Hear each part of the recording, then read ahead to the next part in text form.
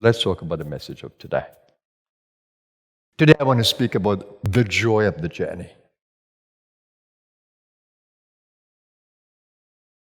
The joy of the journey.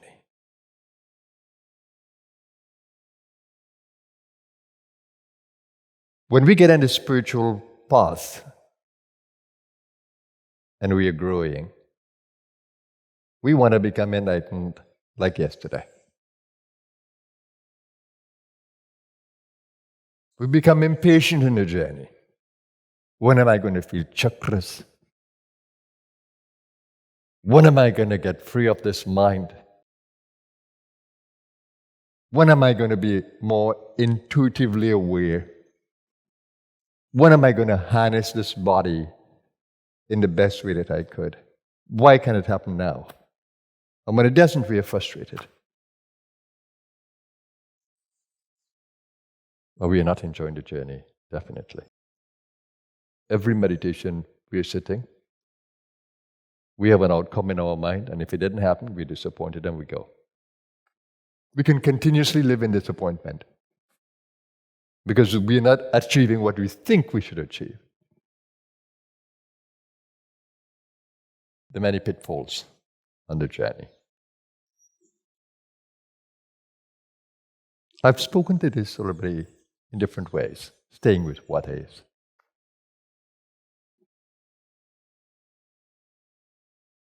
But today I want to spend a little more time with it. You know, the journey from darkness to light, from ignorance or tamas to the enlightened state, sattva, and beyond.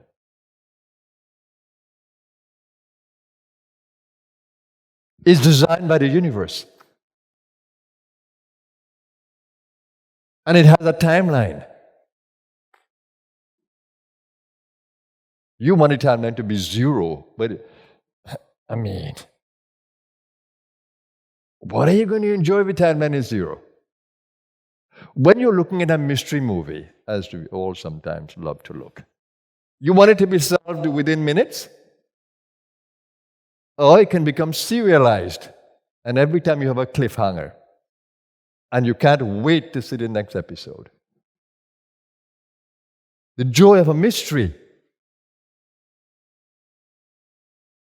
And if you have someone who's really good in this drama, then you feel, wow, you want to stay with that person who's uncovering all these things continuously. But the universe has so much to uncover. And it can be a thrill every time we uncover a little more. So that's the thrill of the journey. You know that I worked in the industrial field, right? In a steel plant. And I worked in a brand new steel plant. We never had a steel plant in this country before. And there were so many mistakes we would make, even though we had the help of foreigners. But every time the plant shut down, we learned so much more. But for us, it was a blessing because we became better and better at it.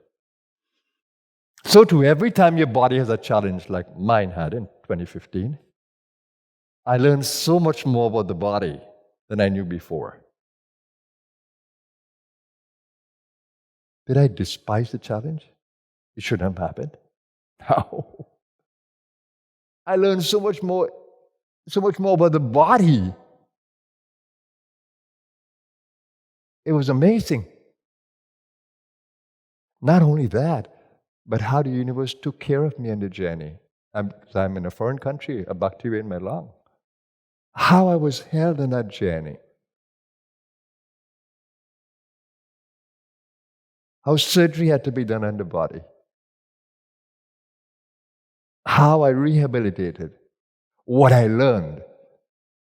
Of course, it's a divinely orchestrated process, but incredibly useful. Now I'm challenged with aging body. After 65, I felt the body is different. Am I fazed by that? The one who thrives on youthfulness? No, I'm not fazed by that. Because that has brought a mystery to me. How do I use the pranas? How do I use the chakras? How do I use the consciousness that I have to continuously revitalize the body? And I'm learning so much from the latest technology. Because I'm technical thinking, right? The Human Genome Project. The 98% of the genome that we don't know what it is for. The 2% are the genes for replication of the body. And there are a certain amount of DNA beyond the genes that leads us to the science of epigenetics, that those DNA above that 2% are switches, DNA switches that can switch genes on and off. So how do we get into that epigenetic mode that we can turn genes across and we don't have to live in the fatality of our ancestral genes? For me, that is exciting. That's what I'm doing with my body. And then the excitement about the 98% that gives individuality. The body actually can manufacture anything it needs for itself. So when you get into this whole thing that I need to take all these supplements, nature didn't provide supplements. Nature provided whole food. Do you really need supplements? If you are eating whole food, ask yourself that question.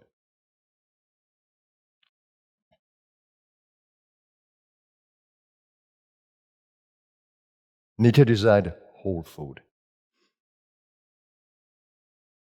Can you imagine life before of the healthy civilization that existed that didn't know about supplements, didn't need supplements? And do you know that people are living on prana, breatharians? How do they manufacture all the food? Do you know that there are people on the planet who live on a handful of nuts or live on the sun and energy? How do they get all these proteins and vitamins and enzymes? The 98% human genome that can turn anything into anything. How do these people in South America, where the arsenic levels in the water are so high, and they live normally, no problem at all. How do these Indonesian deep-sea divers with a bigger spleen can stay down in the water for so long? The 98%.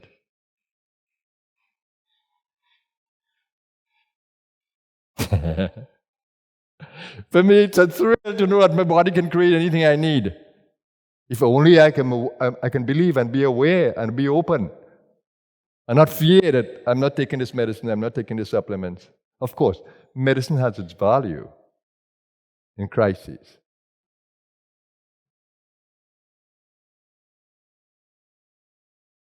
But you don't need medicine for the rest of your whole life. Come out of the medicines quickly.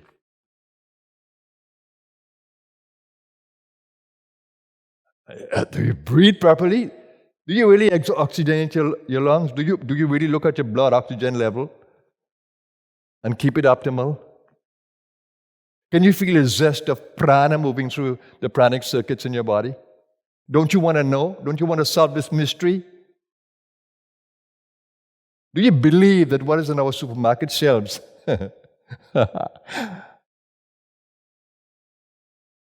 is healthy for us? Do you believe that? Do you believe that all these pharmaceuticals who are making all these medicines are doing it for us just because they love us? Do you believe when you walk in a lot of these professionals' office, they're thinking about us? They will laugh, smile, but they need the check. But of course, there are others who are really human-centered. We are blessed to have those in every field. But there is so much mystery in the universe that becomes a joy to solve. So let's get back to the journey. The joy of the journey. Now, you must have read about the story of the person who wanted to. They had the butterfly that was coming out of the cocoon. The butterfly is emerging out of the cocoon. You know that beautiful transformation of caterpillar into butterfly on the chrysalis stage, where it metamorphs into the butterfly, metamorphosis.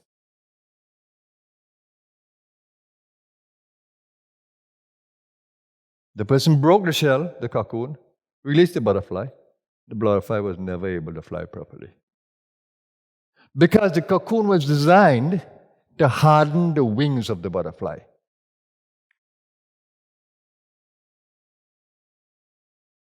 Life is designed with its karmic play to give you the thrill of transforming your karmas. Tamas and Rajas and Sattva are designed as the gunas in the play. That you can use the Rajas to get rid of the Tamas, and you can use Sattva to drive Rajas, and you can be in the thrill of the journey.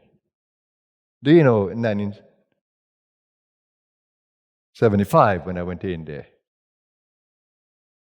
I went like a sadhu, minimalistic. Very little. I carried no camera because I wanted no pictures of myself. It was not a joy journey. It was a journey to find myself, to find a master. But the moment my spiritual consciousness was awakened in Ganesh Puri, I got into joy. From the darkness to the light, from feeling darkness and blocks in my body and mind. Sitting to meditate and there's only darkness, a wall. Believing in God but no contact. Well, for me. But the moment the Kundalini Shakti was awakened inside of me by Shaktipat, the thrill of the journey started. I left India after 4 months. I went to stay in India indefinitely. I left after 4 months. Do you know why? Because of the thrill I felt in my being. I didn't need to stay in India. Because the Kundalini is inside of me, God is inside of me, Guru is inside of me. I never had that consciousness before. Did I come back and be a hermit? I came back, and with my family, we co-created a space like the ashram in India. I went back into the workplace, and it was a thrill to teach whilst I was doing sadhana. Because I taught with love. I used the karmic play with the kids to be in the joy of communication, to watch a classroom change, watch people's lives change. It was a thrill for me.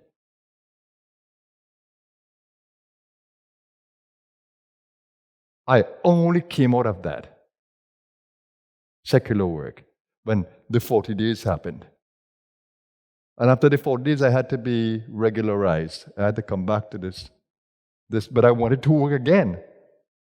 And I got the energies to do that. So I've never evaded the workplace. I've never evaded life. I've stayed completely integrated because of the thrill of the journey. When would I be free? It didn't matter. I left India knowing that there is so much more to learn and to do, and the responsibility is with me. Not the master, not the ashram. It's with me. But I stayed in the thrill. Chakra by chakra opening up more. More and more power available to me in the play. But I stayed guru-focused. I stayed value-focused.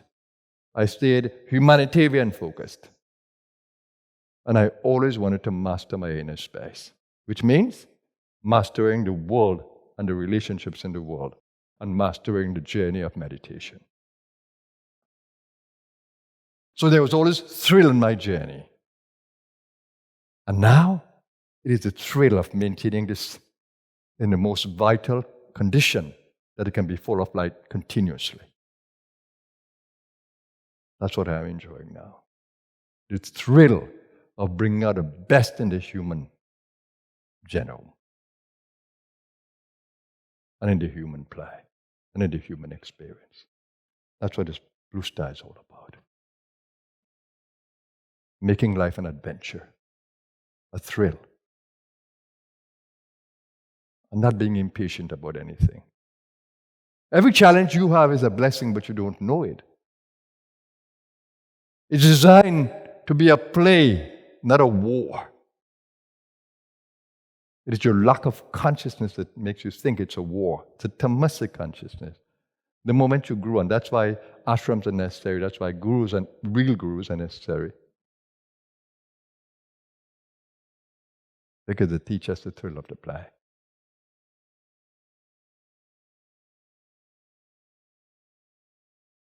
I went to India to be a monk.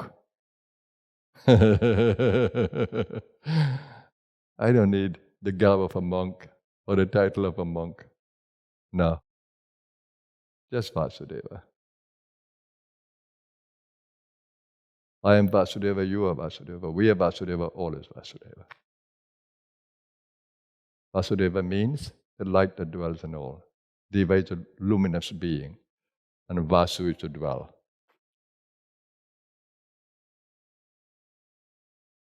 Muktananda, when I asked for a name, will you give me a name? Just closed his eyes. And when he came back, Vasudeva.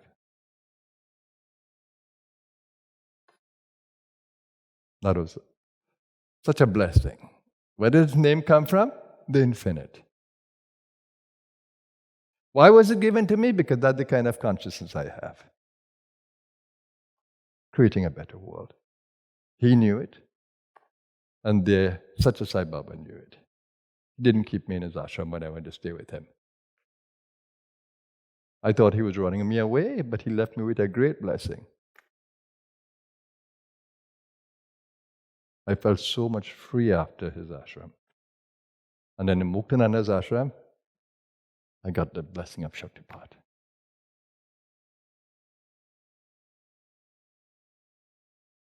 I'd gone to stay in Sai Baba's ashram indefinitely. This is the master, this is the avatar. And then he said, go back home. Come back for Shivaratri. And I'm thinking in my mind, oh my God, this is so far away. He materialized something for me and said, are you leaving today? I said, whatever you say. Are you leaving?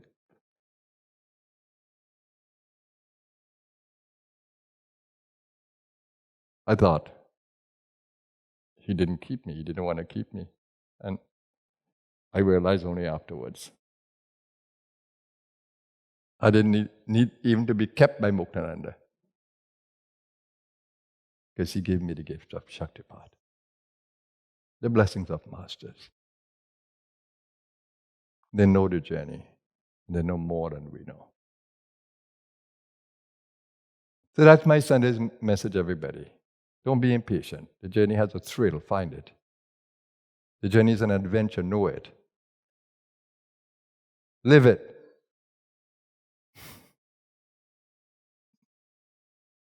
You're not a physical body. You can turn it around.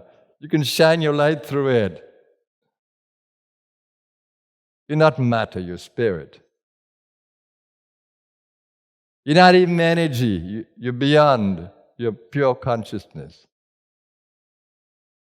that can play with energy.